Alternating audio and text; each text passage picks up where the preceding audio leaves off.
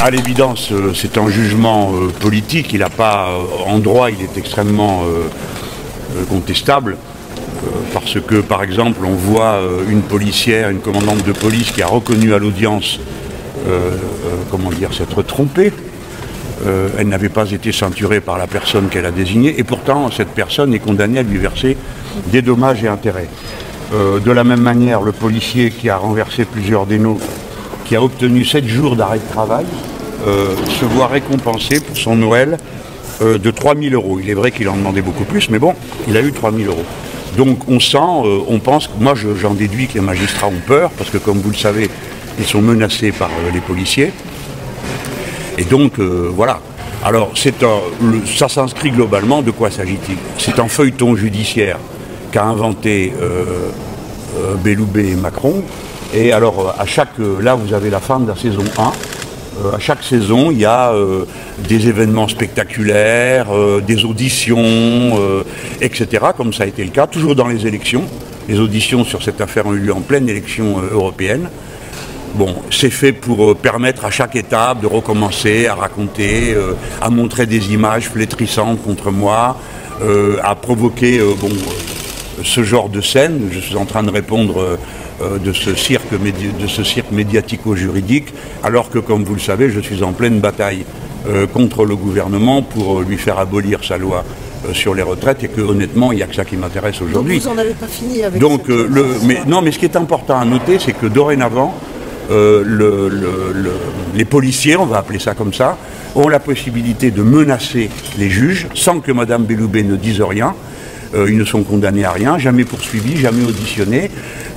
Nous sommes condamnés, et on peut nous emmener comme ça alors qu'on est en pleine activité politique, en plein débat politique national. Voilà. Et c'est vrai pour nous, les opposants, mais les macronistes règlent aussi leur compte avec leurs amis comme ça.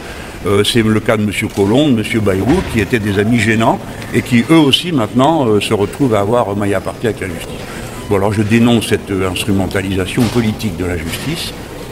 L'impunité totale de policiers menaçants, et je déplore que chacun de ces épisodes reçoive une attention complaisante qui permet de recycler des images flétrissantes contre moi, des accusations sans preuve qui sont répercutées, et je rappelle à tout le monde que je ne sais toujours pas de quoi je suis accusé, et d'ailleurs je ne suis accusé de rien. Mais vous êtes condamné à 3 mois avec sursis, quelles conséquences ça va avoir pour vous ces 3 mois? Alors nous allons y réfléchir. 3 mois avec sursis, c'est à peu près la peine qu'a eue Madame Morin pour avoir agressé dans son fauteuil roulant des CRS, comme c'est bien connu. Donc on voit bien qu'on est dans le grand n'importe quoi judiciaire dans ce pays. Madame Morin, elle est dans un fauteuil roulant et on l'accuse d'avoir agressé un CRS. Bon, alors moi, on peut bien aussi me condamner à 3 mois avec sursis. C'est à peu près, je sais pas, moi, peut-être que si j'avais volé une bicyclette, c'est ce qui me serait arrivé. Tout ça, c'est du n'importe quoi. Le pays est à côté de ses chaussures. La justice, la police, tout ça a été instrumentalisé par le pouvoir politique dans des conditions telles que tout le monde se couvre de ridicule. Expliquez-moi pourquoi quelqu'un peut être ici condamné dans mon équipe après avoir été accusé de faits dont la principale intéressée, la commandante de police, dit « Ah ben non, c'est pas elle qui m'a ceinturé », mais malgré ça, notre ami est condamné et on verse une indemnité assez copieuse à cette policière menteuse d'environ 3 000 €. Il y a là un petit business quand même dont je veux souligner l'importance. Au total, comme on appelle ça, parties civiles, c'est-à-dire les gens dont les oreilles ont été molestées par nos cris, je rappelle qu'on criait sur notre palier pour entrer chez nous, avaient demandé 130 000 €. Et nous avons au total 30 000 €, 35 000 € à payer aux soi-disant parties civiles, et 10 000 de frais de justice. C'est-à-dire qu'il y a une technique pour essayer de nous taper financièrement avec une grande violence et récompenser des gens dont les activités sont assez discutables. Franchement, je pense que qu'on m'aime ou qu'on ne m'aime pas, quand même c'est possible, je l'admets, mais 7 jours d'arrêt de maladie pour quelqu'un à qui j'ai crié « ma personne est sacrée », plus 3 000 €, franchement, les gens vont se précipiter pour venir se faire engueuler par moi, à ce tarif-là. Vous disiez que c'était une façon de vous mettre un bâillon sur la bouche au moment du réquisitoire. Bah, évidemment, regardez, aujourd'hui nous sommes à la veille du grand mouvement qui va avoir lieu demain, une mobilisation extraordinaire. Je perds mon temps. à ces sottises, parce que nous sommes venus par respect pour la Cour, tous au grand complet. Aucune des parties civiles n'est venue, ils se contentent de prendre leur fric et de s'en aller. Hein. Ils touchent le Grisby et salut.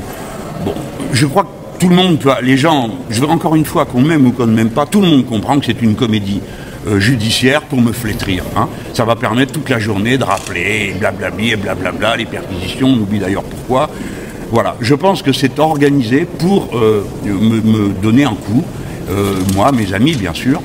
Voilà, et ça c'est déplorable parce qu'il y a bien d'autres manières de me combattre, de mettre en cause mes idées, ma manière d'être.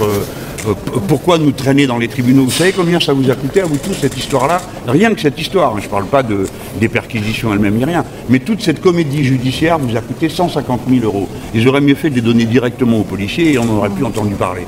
Je trouve que tout ça est disproportionné et surtout je suis douloureusement surpris de voir que les magistrats finalement finissent par avoir peur. Hier, un syndicat de police les a menacés. Je ne sais pas ce que ça va donner comme résultat sur la juge à qui je veux dire toute ma solidarité, qui a été aussi gravement insultée et menacée. Je pense qu'ils finissent par avoir peur. Parce que là, c'est la première fois qu'on voit un juge du siège suivre quasiment au mot à mot les réquisitions du parquet. Les réquisitions, ça veut dire ce qui est demandé par le juge du gouvernement. L'autre jour à Marseille, pardon, vous disiez que si vous étiez condamné, vous disiez si je suis condamné, je serais fier. Vous avez dit ça l'autre jour. Bon, écoutez, il faut, hein, je viens de Marseille, hein, comme tout le monde le sait. L'auteur de Cyrano de Bergerac est de Marseille et enterré à Marseille.